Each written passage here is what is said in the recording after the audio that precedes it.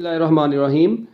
बच्चों, हमारा जो आज का ये एक ब्यूटीफुल सा टॉपिक हम लोग एक नया स्टार्ट करने जा रहे हैं, इसका नाम है बच्चों रेजोनेंस फिनोमिना। ठीक है जी, what is resonance phenomena, explain it with examples. ये अक्सर औकात पेपर में क्वेश्चन आ जाता होता है, तो लॉन्ग क्वेश्चन के लिहाज से ये इंपॉर्टेंट है भी है और नहीं भी है। ठीक है, आया तो नहीं है इतनी बार लॉन्ग में, मगर फिर भी आप लोग इसको अगर कर लेंगे तो अच्छी बात है। रेजोनेंस बच्चों, इसका कॉन्सेप्ट आप लोगों ने आज के इस लेक्चर में जरूर समझ लेना है।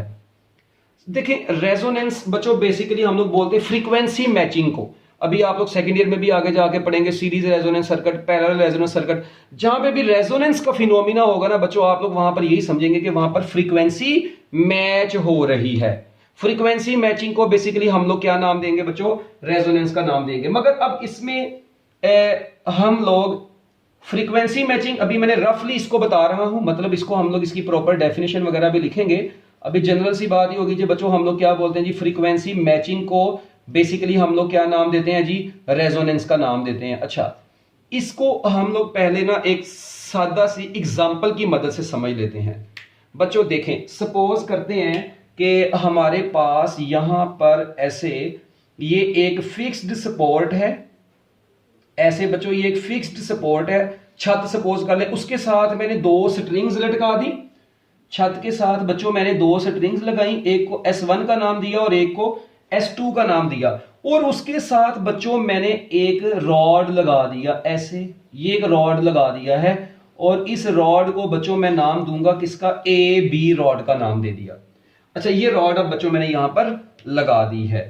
अब आप लोगों ने एक काम करना है, इसके साथ बच्चों मैं 3 पेयर्स ऑफ पेंडुलम यूज करने लगा हूं। कई बच्चे कहते हैं सर जी 3 पेयर्स क्यों यूज किए? भाई हमारी किताब में ये यूज किए गए, जरूरी नहीं है कि यही यूज करने हैं, मगर हम अपनी किताब की बात करेंगे बस। एक बच्चों पेयर ऑफ पेंडुलम इधर लगाया इस रॉड के साथ, इस लेंथ का, दोनों की लेंथ सेम है। एक पेयर ऑफ पेंडुलम बच्चों हमने इधर लगा दिए, ये पेयर से मुराद दोनों इकट्ठे ऐसे इधर, ये इनकी लेंथ पहले से थोड़ी सी ज्यादा है। और उसके बाद एक पेयर ऑफ पेंडुलम बच्चों मैंने और लगाया ऐसे करके इधर, ये 3 पेयर्स ऑफ पेंडुलम लगे। अब हर पेयर की आपस में तो लेंथ बच्चों एक दूसरे के साथ सेम है, मगर डिफरेंट पेयर्स की लेंथ एक दूसरे से डिफरेंट है। देखें, इसको हम लोग नाम देते हैं बच्चों ए का और ए प्राइम का। ए और ए प्राइम की लेंथ सेम है। इसी तरह इसको हम लोग बच्चों नाम दे देते हैं बी का और बी प्राइम का। इसको हम लोग नाम दे देते हैं सी का और सी प्राइम का। अब आप लोग यहां पर कह सकते हैं, let we say we have 3 pairs of pendulum.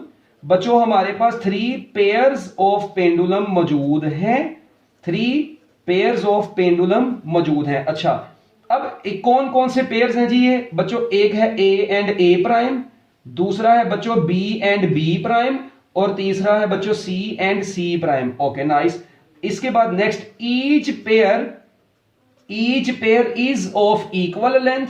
बच्चों हर पेयर जो है वो इक्वल लेंथ का है। एक बात ये हो गई, डन हो गया। Each pair is of equal length, but different pairs have different lengths. मगर बच्चों डिफरेंट पेयर्स की लेंथ क्या है, डिफरेंट है। Different pairs have different length. Nice. अब बच्चों एक चीज सुनिएगा, बड़ी इंपॉर्टेंट, जो यहां पर बड़ी काम की बताने लगा हूं। आप लोग देखें, फ्रीक्वेंसी ऑफ सिंपल पेंडुलम का फार्मूला क्या होता है यार? फ्रीक्वेंसी का फार्मूला होता है 1/2 pi under root, time root है 2 pi root L over G, तो ये क्या हो जाएगा, G ओवर L। तो यहां से आप लोग ये देखें, मुझे ये बताएं, फ्रीक्वेंसी का देखें, G तो सबके लिए सेम होगा, अंडर रूट लेंथ के साथ क्या रिलेशन है, इनवर्स रिलेशन है। इसका मतलब जिसकी लेंथ कम होगी उसकी फ्रीक्वेंसी तो खैर ज्यादा होगी, हमें उससे कोई लेना देना नहीं, फ्रीक्वेंसी किसी कम किसी ज्यादा। वैसे अगर मैं आपसे पूछूं जिसकी लेंथ सबसे ज्यादा फ्रीक्वेंसी सबसे कम उसकी होगी। अच्छा, अब एक चीज यहां पर सुनना, यहां पर रेजोनेंस कहां से आ गई बच्चों? ये रॉड है ना, ये रॉड है, ऐसे वाइब्रेट कर सकती है, यानी सपोज करें मैंने ऐसे, ये ऐसे ऐसे ऐसे ये वाइब्रेट करेगी ऐसे। अब इसके साथ आपने पेयर्स ऑफ पेंडुलम लगाए हुए हैं। सपोज करते हैं बच्चों मैंने इनमें से ये जो पेंडुलम है ना सी, इसको वाइब्रेट करवा दिया। अब आपके दिमाग में क्या रहता है ना, वाइब्रेट, इसको ऐसे वाइब्रेट कराएंगे, ये तो इन सबसे टक्कर मारेगा, इनको भी वाइब्रेट करवाएगा। ऐसा नहीं है। हम लोग इस पेंडुलम को पेपर की प्लेन के, यानी देखें इसके साथ सपोज करें ऐसे मैंने पेंडुलम लटकाया है, मैं इसको ऐसे यहां से लेकर आया हूं, यहां से लाके इसको मैंने छोड़ दिया, ये ऐसे ऐसे वाइब्रेट करना शुरू करेगा। ये बाकियों को अभी इफेक्ट नहीं कर रहा, बाकियों को इफेक्ट किसने करना है? इस रॉड ने करना है। वेरी इंपॉर्टेंट कॉन्सेप्ट, एक बार दोबारा सुने। देखें मैंने इसके साथ लटकाया एक पेंडुलम, और बच्चों मैं उस पेंडुलम को ऐसे ऐसे नहीं वाइब्रेट करवाऊंगा, मैं ऐसे लेके आया प्लेन के परपेंडिकुलर, पेपर के परपेंडिकुलर लाके छोड़ दिया, उसने अब ऐसे ऐसे ऐसे ऐसे वाइब्रेट करना है। इसका मतलब क्या हुआ? इसका मतलब ये हुआ कि ये पेंडुलम ऐसे ऐसे वाइब्रेट करेगा। देखें अब आपने इस सी से लिया पंगा, इस सी से लिया पंगा, तो फिर हुआ बहुत ही चंगा। ये देखो ये सी से पंगा लेके ऐसे छोड़ दिया, अब ये सी ने ऐसे ऐसे वाइब्रेट करना शुरू किया, ये वाइब्रेट करेगा तो ये रॉड भी ऐसे ऐसे डांस करेगी। ये रॉड बच्चों जब ऐसे ऐसे डांस करेगी तो इस रॉड के साथ लगे हुए सारे पेंडुलम भी डांस करना शुरू कर देंगे, वाइब्रेट वाइब्रेट वाइब्रेट वाइब्रेट करना शुरू कर देंगे।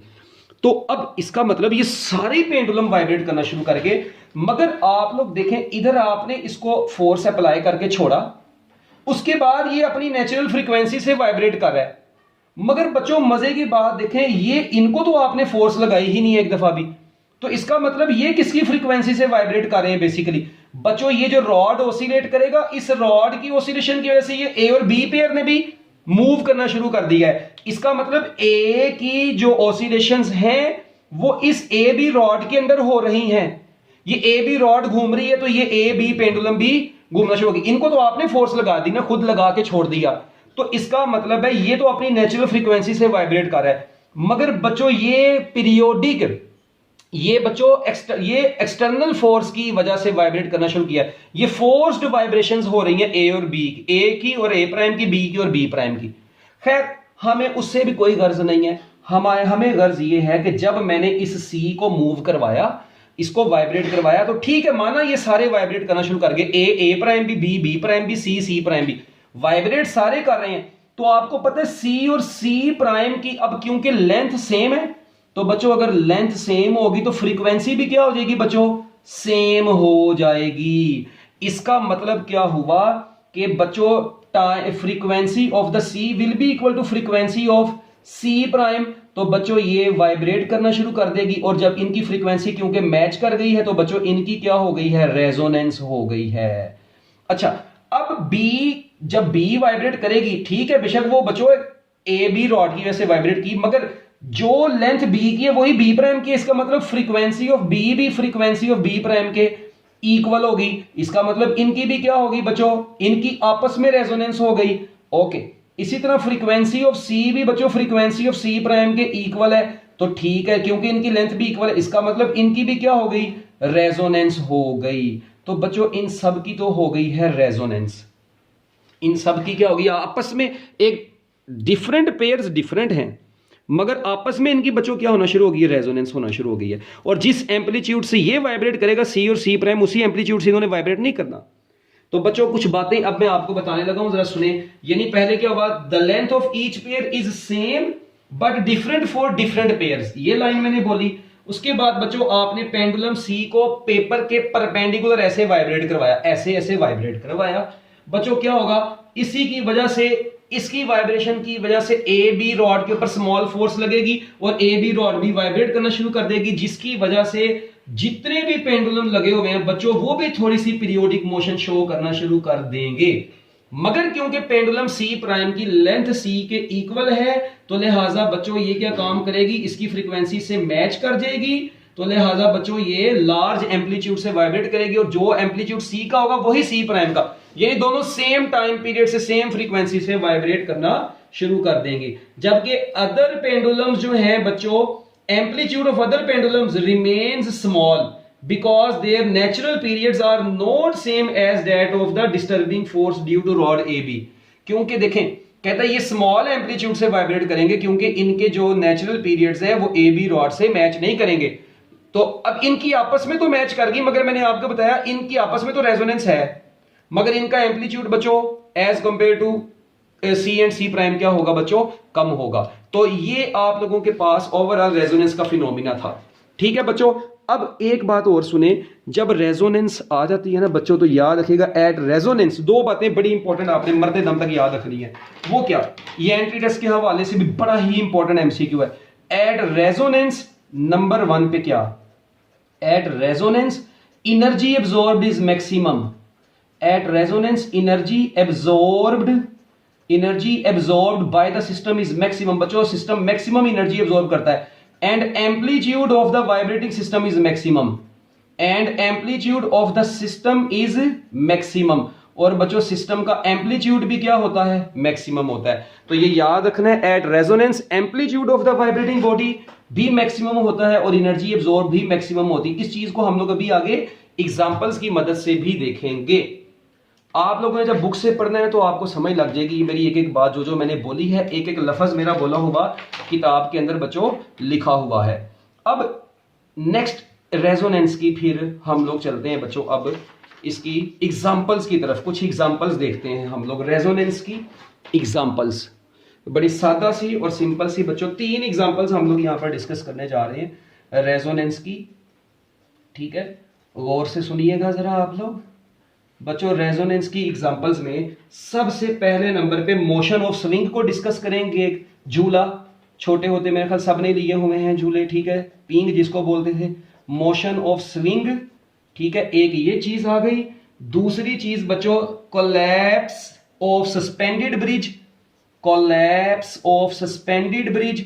बच्चों सस्पेंडेड ब्रिज का टूट जाना, BRIDGE स्पेलिंग के ऊपर भरोसा नहीं है भाई, ठीक है। उसके बाद तीसरे नंबर पे बच्चों tuning of radio, tuning a radio, ठीक है जी, ये भी इसकी एग्जांपल में आती है। ट्यूनिंग आ रेडियो, एक रेडियो को ट्यून कैसे करते हैं ये भी आज मैं आप लोगों को इस लेक्चर में बताऊंगा। और उसके बाद बच्चों एंड पर है जी cooking by microwave oven, cooking by microwave oven. लो जी बच्चों सुने फिर इसको अब जरा गौर से, ध्यान से और अच्छे तरीके से। ये देखो भाई बच्चों, motion of swing, collapse of suspended bridge, tuning a radio, cooking by microwave oven, ठीक है। सबसे पहले मोशन ऑफ स्विंग में बच्चों क्या है, देखें आप लोग क्या काम करते हैं जी। सपोज करते हैं जी यहाँ पर आपने एक बच्चे को ऐसे पींग आपने ऐसे लटकाई हुई है, ये पींग है जी, झूला है और यहाँ पे एक बच्चा है ऐसे पींग के ऊपर। अब आप लोग बच्चों उसको ऐसे झूला दे जा रहे हैं, ऐसे ऐसे ऐसे ऐसे, ठीक है। अब आप लोग यहाँ पर खड़े हुए हैं, ठीक है, आप लोग इसके ऊपर ना इसको झूला देने के लिए, ठीक है जी, ये ऐसे झूला देना है बच्चों आपने। तो झूला देने के लिए जाहिर बात है ये जमीन से ऊपर ही होगा ना थोड़ा सा झूला। अच्छा ये आप लोग खड़े हुए हैं माशाल्लाह, ठीक है। चलें अब देखें, अब आपने बच्चों ये स्विंग को बार बार वाइब्रेट करवाना है, ऐसे ऐसे ऐसे ऐसे, यानी इसने ये ऐसे ऐसे ऐसे ऐसे ऐसे ऐसे वाइब्रेट करना है। अब मुझे ये बताओ बच्चों, जब इसने वाइब्रेट करना है तो इसकी वाइब्रेशन को आपने कैसे डील करना है। देखें होगा पता क्या, ये एक मरतबा आप इसको मतलब ऐसे झूला ऐसे लाके मीन से एक्सट्रीम पर लाके छोड़ दिया, ये खुद ब खुद वाइब्रेट करेगा। अच्छा मगर आपको पता है आहिस्ता आहिस्ता इसकी वाइब्रेशन स्टॉप होना शुरू हो जाएगी। अगर आप लोग दोबारा कोई फोर्स खुद नहीं लगा रहे, बस एक मरतबा छोड़ दिया, तो ये अपनी नेचुरल फ्रीक्वेंसी से वाइब्रेट करेगा। अब इसकी बच्चों नेचुरल फ्रीक्वेंसी है जिससे ये वाइब्रेट करेगा। मगर अगर आप लोग बच्चों बार बार फोर्स लगाएंगे इसके ऊपर, तो वो अब इसकी आप उसकी नेचुरल फ्रीक्वेंसी के अंदर अपनी फ्रीक्वेंसी बेसिकली पंगा डाल रहे हैं। उसकी एक अपनी नेचुरल फ्रीक्वेंसी थी, आप लोग क्या काम कर रहे हैं बच्चों, आप लोग अपनी फोर्स लगाना शुरू कर दी, एक्सटर्नल पीरियोडिक फोर्स। तो बच्चों क्या होगा, अगर आपकी फोर्स, जाहिर बात है आपकी फोर्स की भी कोई ना कोई फ्रीक्वेंसी होगी। What do you mean by the frequency of applied force, ये अक्सर लोगों को पीछे भी ये सवाल रह गया होगा, मैंने आपको जिस तरह बताया था फोर्स्ड ऑसिलेशन में। और भाई फ्रीक्वेंसी ऑफ फोर्स्ड ऑसिलेशन से मुराद ये है, देखें आप एक चीज को मजबूर कर रहे हैं, उसकी फ्रीक्वेंसी है मगर आप उसके ऊपर दोबारा से अपनी अपनी फोर्स बार बार लगाई जा रहे हैं। अब सपोज करें उसने अपनी फ्रीक्वेंसी से 10 ऑसिलेशंस 2 सेकंड में पूरी करनी थी, तो अब आपने भी एक ऐसी फोर्स लगाई कि उस फोर्स से भी वो 10 ऑसिलेशंस 2 सेकंड में कवर कर सकता है। इसका मतलब अब आपकी अप्लाइड फोर्स की फ्रीक्वेंसी उसकी नेचुरल फ्रीक्वेंसी के क्या हो गई है, इक्वल हो गई है। तो बच्चों जिस पॉइंट पर आप लोगों की अप्लाइड फोर्स और सिस्टम की नेचुरल फ्रीक्वेंसी एक दूसरे के इक्वल हो जाती हैं, तो सिस्टम अपने मैक्सिमम एम्पलीट्यूड से वाइब्रेट करता है। तो बच्चों सिस्टम अपने मैक्सिमम एम्पलीट्यूड से वाइब्रेट करता है। अब देखें इस स्विंग की अपनी एक कौन सी फ्रीक्वेंसी है, नेचुरल फ्रीक्वेंसी है। अच्छा, इधर से आप लोग बच्चों अब फोर्स अप्लाई कर रहे हैं, आपकी फ्रीक्वेंसी ऑफ अप्लाइड फोर्स कहलाएगी वो क्या कह रहेगी, frequency of applied force. Suppose करें इसने 10 वाइब्रेशंस 2 सेकंड में कवर करनी थी, number of vibration per unit time, तो आपकी अप्लाइड फोर्स भी इसको 10 टाइम्स वाइब्रेट करवा सकती है बच्चों, कितने सेकंड में, 2 सेकंड में। इसका मतलब अगर आपकी टाइम पे आपकी फ्रीक्वेंसी अप्लाइड फोर्स की और natural frequency of applied force दोनों इक्वल हो जाएंगी, तो बच्चों उस वक्त ये स्विंग अपने मैक्सिमम एम्पलीट्यूड तक जाएगी, मैक्सिमम एनर्जी ये एब्जॉर्ब करेगा, और बच्चों मैक्सिमम एम्पलीट्यूड से ये क्या नाम है, स्विंग वाइब्रेट करती है। और आपको पता है ऐसा हो भी जाता है। अगर ये एग्जांपल आपको समझ नहीं आती, चलें आप लोग इसका ड्रॉबैक भी देख लें। कई जगहों पर रेजोनेंस का ड्रॉबैक भी हो जाता होता है। क्या ड्रॉबैक हो सकता है, ये देखो मेरी बात सुनो बच्चों, आप लोगों को पता है कि जो सोल्जर्स होते हैं ना, जब ये किसी भी लॉन्ग बिग ब्रिज को बच्चों, जो बड़ा सा मतलब ब्रिज होता है, जब इसको बच्चों ये क्रॉस करने लगते हैं, सपोज करें जी ये ब्रिज है बना हुआ है ऐसा, ठीक है, ये ब्रिज सा बना हुआ है ऐसे, ठीक है, और अब इसको रस्सियों की मदद से ऐसे आप लोगों ने लटकाया हुआ है यहाँ पे, ठीक है जी, ये ब्रिज बना हुआ है ऐसे। अब सोल्जर्स जिस तरह ही बच्चों यहां से आ रहे हैं, सपोज करें सोल्जर्स आ रहे हैं, तो अब ये सोल्जर्स की बात क्यों की, आपको पता है ये एकदम कदम ऐसे अपने जमीन के ऊपर मारते हैं, ठीक है, जिनको हम लोग क्या नाम देते हैं बच्चों, रिदमिक मार का नाम भी देते हैं। तो बच्चों देखें जब इन्होंने एकदम अपने पांव जमीन पे मारने, तो आपको पता है वहां पे पूरी जमीन ऑसिलेट करनी है, मतलब उस जगह का हिस्सा। तो अब ये ब्रिज है बेचारा, अब ये ब्रिज भी बच्चों क्या कर रहा था, ऑसिलेट कर रहा था। अब इस ब्रिज की अपनी एक नेचुरल फ्रीक्वेंसी है, वो पेपर में ना डायग्राम में बनाना, पेपर में अंग्रेजी लिखनी है। अब इस ब्रिज की बच्चों अपनी एक नेचुरल फ्रीक्वेंसी भी है। ऊपर से ये जो लोग हैं, ये जब अपने स्टेप ऐसे कदम जमीन पे मारेंगे एकदम, तो इनकी भी तो फ्रीक्वेंसी ऑफ अप्लाइड फोर्स होगी। Okay nice. तो बच्चों अब इनकी जो अप्लाइड फोर्स होगी उससे भी तो जमीन ने वाइब्रेट करना है, उसकी वाइब्रेशन को हम लोग बोलेंगे फ्रीक्वेंसी ऑफ अप्लाइड फोर्स। अच्छा, अब देखें बच्चों, क्या ये ब्रिज के पास जब आ जाएंगे ना, तो अगर ये ब्रिज के बिल्कुल पास आ गए तो इनको कहा जाएगा भाई अपने कदम धीमे कर लो। उसकी वजह, क्योंकि सपोज करें अगर ये ब्रिज के पास आके भी बाज नहीं आए, इन्होंने ऐसे अपने कदम एकदम जमीन पे, मतलब स्टेप सारों ने पाँव एकदम जमीन पे मारा, तो बच्चों उस वक्त सपोज करें आपकी अप्लाइड फोर्स की फ्रीक्वेंसी इस ब्रिज की नेचुरल फ्रीक्वेंसी से मैच कर गई अगर, तो बच्चों ब्रिज जो पहले देखे, पहले ब्रिज ऐसे ऐसे ऐसे ऐसे ऐसे बड़े आराम से ऐसे ऐसे ऑसिलेट कर सकते, मतलब इतना इतना ऐसे ऐसे ऑसिलेट कर था, मगर अगर इसकी फ्रीक्वेंसी मैच कर गई, इसने मैक्सिमम एम्पलीट्यूड से ऐसे ऐसे करने के बजाय ठा धमाका होगा और ये ब्रिज आपका अल्लाह को प्यारा हो जाएगा। तो इसलिए इनको कहा जाता है भाई, दूर से ही कह रही है, इशारा करा दी भाई धीमे धीमे, ताकि ऐसा रेजोनेंस का फिनोमिना होके तो बच्चों आप लोगों को कोई नुकसान ना पहुंचे। ठीक है, तो देखिए रेजोनेंस कहीं पर फायदेमंद भी है, कहीं पर नुकसानदेह भी है। अब इसका एक और बड़ा अच्छा फायदा कहां पे है, ये देखें, ट्यूनिंग और रेडियो, वो आप लोगों ने देखे होंगे भाई, वो रेडियो जो आपके वो अम्मा अब्बा को जहेज में मिले हुए हैं, ठीक है, वो बचपन में रेडियो आपने देखे थे ऐसा। इसको मैं इधर लेके आ रहा हूँ, ये बच्चों आपके पास ना सपोज करते हैं जी ऐसा है ना, अब तुम लोग कहोगे ये सर जी कौन सा रेडियो होता है भाई, ये वाला रेडियो सपोज करें ऐसे है आपके पास, इसके ऊपर आपको पता है वो स्टेशन से बने होते हैं, यहाँ से एक एंटीना सा बाहर निकला होता है, ठीक है। अच्छा, अब ये एंटीना सा बाहर निकला हुआ है, ये रेडियो है, ठीक है, इसके ऊपर स्टेशन आप लोग चेंज कर सकते हैं, ठीक है, और यहाँ पर इसके ऊपर एक नोब सी लगी हुई है, उस नोब को मूव करवाते हैं तो स्टेशन चेंज होता है। जो भी पेपर में नहीं बना के आनी, वैसे एक एग्जांपल के तौर पे बता रहा हूँ। अच्छा, अब यहाँ पर क्या होता है, यहाँ पर रेजोनेंस कैसे होती है बच्चों, आप लोगों को पता है एयर में इसके इर्द गिर्द ये सारी एयर ही है ना बच्चों, एयर में बहुत सारे डिफरेंट सिग्नल, डिफरेंट फ्रीक्वेंसी वाले सिग्नल मौजूद हैं। सपोज करते हैं आप लोग किसी ऐसे एरिया में बैठे हैं जहाँ पे 101 हर्ट्ज 102 हर्ट्ज से लेकर बच्चों सपोज करें 150 हर्ट्ज तक के सिग्नल मौजूद हैं। हर फ्रीक्वेंसी यानी 101 हर्ट्ज से लेकर 150 हर्ट्ज तक की फ्रीक्वेंसी वाले तमाम सिग्नल आपके एंटीना के करीब मौजूद हैं। अब आप देखें रेडियो में से तो आप लोग किसी एक स्टेशन को एट अ टाइम सुन रहे होते हैं ना, कि सारों की आवाज आपको इकट्ठी आ रही होती है, नहीं, आप तो एट अ टाइम किसी एक की आवाज सुन रहे होते हैं। वो किस तरह से आप लोग किसी एक की आवाज सुन रहे हो, भाई ये स्पीकर है, यहां से साउंड निकलनी है, ऐसे ऐसे साउंड है, ठीक, फिर ही तो माहौल बनना है, ये देखो। अच्छा, अब बच्चों होता क्या है, जब आप लोग बेसिकली इसको वाइब्रेट करवाते, मतलब इसको ट्यूनिंग करते हैं ना, इसकी ट्यूनिंग से क्या मुराद है, जब आप लोग इसको घुमाते हैं, ठीक है, जो भी इसके ऊपर ये रोटर सा लगा हुआ है, इसको आप लोग मतलब रोटेट करवाते हैं जैसे ही बच्चों, ठीक है, तो क्या होता है सुनिएगा गौर से। तो आप लोग बेसिकली इसको जब घुमा रहे होते हैं ना, तो इसके अंदर ना एक ऑसिलेटर सर्किट लगा होता है, ऑसिलेटर सर्किट लगा होता है, ये चैप्टर नंबर 16 में जाके पढ़ेंगे। और उसकी फ्रीक्वेंसी होती है 1/2 pi under root L C, 1/2 pi under root L C. L inductance को बोलते हैं, सी कैपेसिटेंस को बोलते हैं। फर्स्ट ईयर वालों को भी इतनी जरूरत नहीं है। फर्स्ट ईयर वाले क्या याद रखते हैं, वो इतना सा याद रखते हैं कि ये जो फ्रीक्वेंसी है ये कैपेसिटेंस के ऊपर डिपेंड कर रही है। इसका मतलब जब आप लोग रेडियो को ट्यून कर रहे होते हैं तो actually you are changing the capacitance of the oscillator circuit. आप लोग इस कैपेसिटेंस को चेंज कर रहे होते हैं। तो मुझे बताओ, जब ये कैपेसिटेंस चेंज होगी तो फ्रीक्वेंसी भी क्या होगी, चेंज होगी। अच्छा, अब सपोज करें, इसका मतलब है कि इसको घुमाने का बड़ा इंपॉर्टेंट रोल है। इसके अंदर पूरा जो सर्किट लगा हुआ है उसकी कैपेसिटेंस, ऑसिलेटर की कैपेसिटेंस चेंज होगी, कैपेसिटेंस से फ्रीक्वेंसी चेंज होगी और वो फ्रीक्वेंसी से एंटीना को मिलेगी। मतलब ये एंटीने का कनेक्शन होता है ना, इसके अंदर वायर लगी होती हैं। तो आप लोग सपोज करें आपने इसको घुमाया, इसको ट्यून किया, ऐसी वैल्यू सी की ऐसी वैल्यू आपने सेट कर दी कि उस वैल्यू पर फ्रीक्वेंसी सपोज करें 120 हर्ट्ज हो गई।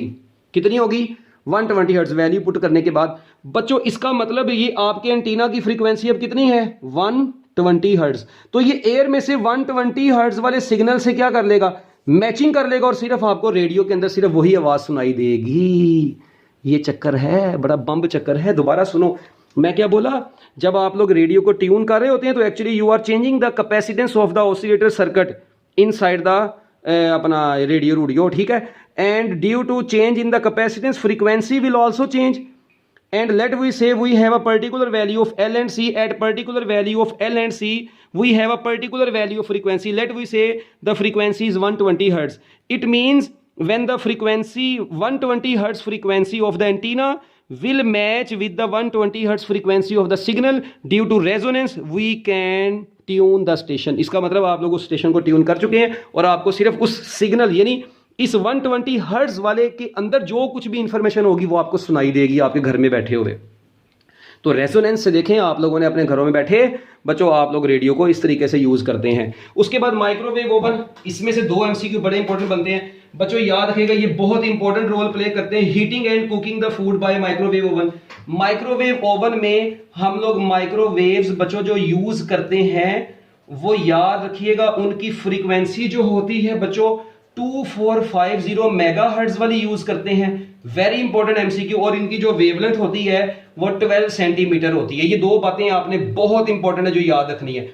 माइक्रोवेव ओवन में बच्चों जो फ्रीक्वेंसी होती है वो 2450 मेगाहर्ट्ज और जो वेवलेंथ होती है वो जो वेव्स होती हैं वो 12 सेंटीमीटर होती है। अच्छा, अब इसमें होता क्या है बच्चों, देखें माइक्रोवेव ओवन जो होता है ना, जो भी ओवन में माइक्रोवेव्स बनती हैं बच्चों वो रेजोनेंस के फिनोमेना की वजह से एब्जॉर्ब हो जाती हैं आपकी फूड के अंदर। देखें, आपको पता है आपकी जो भी फूड वगैरह है उसके अंदर वाटर मॉलिक्यूल्स हैं, क्या ख्याल है, बिल्कुल हैं, वाटर मॉलिक्यूल्स हैं, उसमें फैट मॉलिक्यूल्स हैं वगैरह वगैरह जो भी है। तो बच्चों अब देखें वो वाटर मॉलिक्यूल्स या फैट मॉलिक्यूल्स जो भी फूड में हैं बच्चों उनमें ये माइक्रोवेव्स एब्जॉर्ब हो जाती हैं। ये माइक्रोवेव्स बच्चों एब्जॉर्ब्ड हो जाती हैं due to resonance. Due to resonance क्या मतलब इस बात का, कैसे रेजोनेंस की वजह से बच्चों ये एब्जॉर्ब हो जाती हैं। मेरी बात सुने, देखें जाहिर बात है वाटर मॉलिक्यूल्स फैट मॉलिक्यूल्स उनकी अपनी भी एक फ्रीक्वेंसी है बच्चों।